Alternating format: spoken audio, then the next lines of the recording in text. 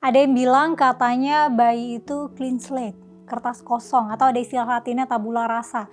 Jadi ada pandangan yang menyatakan kalau manusia lahir tanpa isi mental bawaan. Tapi tahu nggak, ternyata bayi itu udah punya sense of morality, udah bisa ngebedain mana baik dan buruk. Paul Bloom dan timnya melakukan eksperimen terhadap bayi. Eksperimen ini dinarasikan di bukunya berjudul Just Babies: The Origin of Good and Evil. Eksperimennya gini, bayi dikasih tontonan puppet show yang ceritanya ada karakter mau mendaki, terus ada nih karakter sampingan yang membantu karakter utama untuk bisa sampai puncak, dan ada juga karakter yang malah ngedorong jatuh karakter utama itu. Nah, terus dikasih juga tuh tontonan puppet show lain di mana ada karakter yang mau buka suatu kotak tapi kesusahan. Nah, terus ada karakter yang bantuin dan ada yang malah nyusahin gitu, malah ditutup kencang kotaknya. Nah, terus ada juga pertunjukan yang nunjukin karakter utamanya lagi main bola. Terus ada yang main bareng sama karakter sampingan itu, terus ada yang malah dia ngambil bola terus dibawa kabur gitu.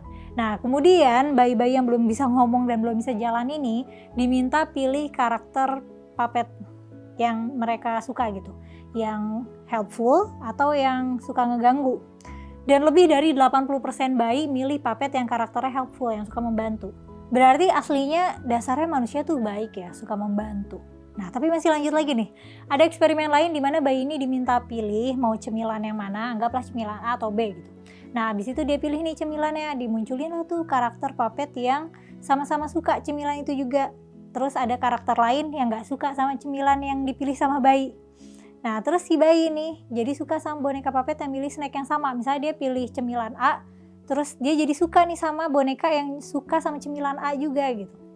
Nah, terus dikasihlah dia tontonan puppet show lagi, dimana karakter utamanya adalah boneka yang gak suka cemilan yang sama kayak dia. Nah, terus si karakter ini mau buka kotak. Nah, ada dua side karakter lagi, yang satu bantuin, yang satu nyusahin. Nah, menariknya 87% bayi-bayi ini lebih milih karakter yang nyusahin boneka yang beda cemilan favoritnya sama mereka. Nah, ini bahkan bayi base biasnya juga udah ada, ya menarik ya. Jadi bayi-bayi ini milih karakter yang nyusahin si boneka yang gak suka cemilan yang sama kayak mereka. Artinya manusia mungkin ada kecenderungan pengen lihat orang yang berbeda sama kita untuk diperlakukan dengan buruk gitu, atau kita happy aja ngelihat mereka menderita. Belum selesai nih ya, belum konklusif, ada eksperimen lagi tapi bukan sama bayi. Objeknya anak-anak yang lebih besar gitu, anggaplah usia 4-7 tahun gitu, dan mereka dikasih pilihan nih. Pilihan pertama disuruh milih mau ambil koin yang sedikit tapi temen kamu gak dapet, atau ambil koinnya agak banyak tapi temen kamu akan dapet sama banyaknya. Nah, nanti koinnya ini bisa ditukar dengan hadiah. Menariknya, kebanyakan anak-anak ini milih yang lebih sedikit dan temennya gak dapet gitu. Sementara itu di anak-anak yang usianya agak lebih besar, nah semakin besar anaknya semakin dia cenderung milih opsi dimana dia dapet koin yang sama kayak temennya. Dan semakin besar lagi malah semakin generous. Ada kecenderungan untuk ngambil opsi di mana dia dapat lebih sedikit dan temennya bisa dapat lebih banyak. Nah, artinya apa? Artinya sejak kecil kita udah punya insting untuk bersaing. Social comparison tuh penting buat kita. Biarin aja kita dapat dikit, yang penting temen aku nggak dapat gitu. Nah, pas sudah besar kita udah dididik untuk memperlakukan orang lain secara adil, udah diajarin untuk bermurah hati. Nah, itu kenapa menurut peneliti anak yang lebih besar lebih memilih untuk ambil opsi yang adil gitu, dan bahkan murah hati, bahkan selfless gitu. Nah, jadi penjelasannya secara evolusi gimana sih sebenarnya tentang baik dan jahatnya manusia gitu. Tentang sifat kita yang selfish dan selfless ini, tentang gimana suatu perilaku itu kenapa bisa kita labelin jahat dan perilaku lain kita labelin baik gitu. Nah, simak selengkapnya di channel YouTube Forbidden Questions ya.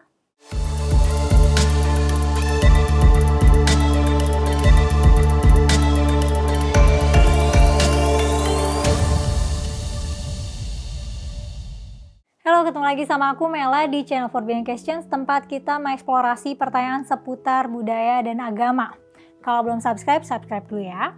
Nah, kali ini pertanyaan yang mau kita explore adalah tentang apakah sains bisa menjelaskan kenapa manusia berperilaku baik atau jahat.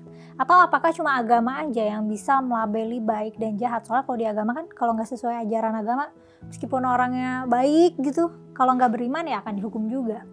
Nah, agama kan bukan penentu seseorang menjadi lebih bermoral ya. Dan tadi kita udah bahas kalau ternyata bayi punya insting moral juga nih. Nah, ada penjelasannya nggak secara evolusi?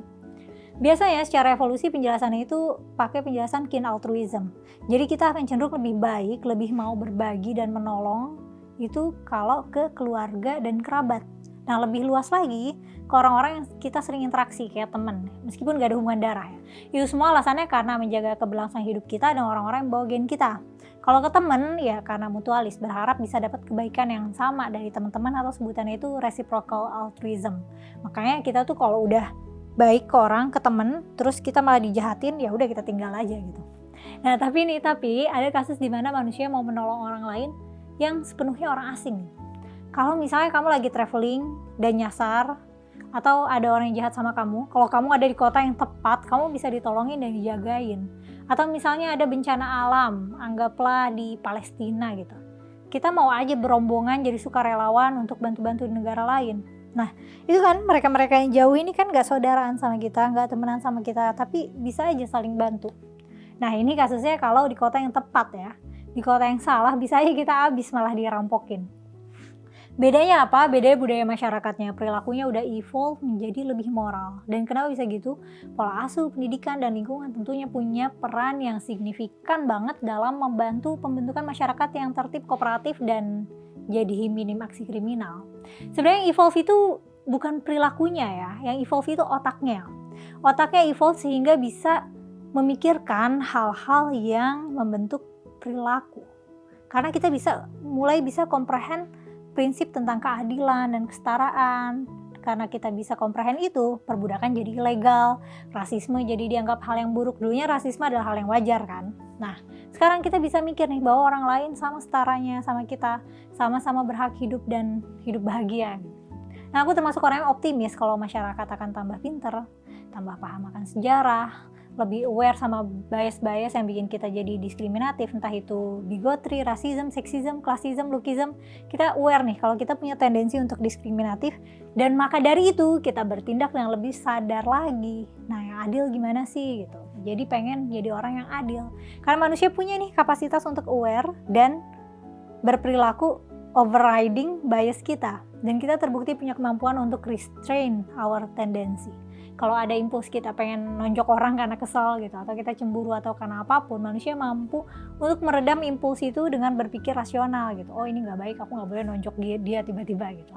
Nah ini juga yang ngebedain manusia dan hewan lain. Manusia punya kapabilitas kognitif yang terampil ya untuk membentuk standar moral dan budaya. Kita bisa ubah apa yang tadinya itu tradisi, terus setelah kita pikirin lagi, wah gak ada gunanya ini tradisi, ya udah tradisinya ditinggal atau diganti gitu. Nah, kita bisa membentuk budaya kita sendiri. Nanti di konten terpisah aku akan bahas filsafat moral deh, gimana para filsuf moral dan etika ini mengklasifikasikan dan mengkodifikasi yang benar dan salah gitu, baik dan jahat. Minat nggak? Kalau minat di komen ya, nanti aku kontenin. Nah, terus dari kamu ada tambahan atau sanggahan nggak? Boleh komentar di kolom komentar ya. Like dan share juga konten ini, dan aku mau ngingetin kalau Forbidden Questions sekarang open membership untuk bisa mengakses konten-konten highly forbidden questions yang eksklusif untuk member. Kalau mau join ya. Aku Mela mohon pamit, sampai ketemu di konten selanjutnya.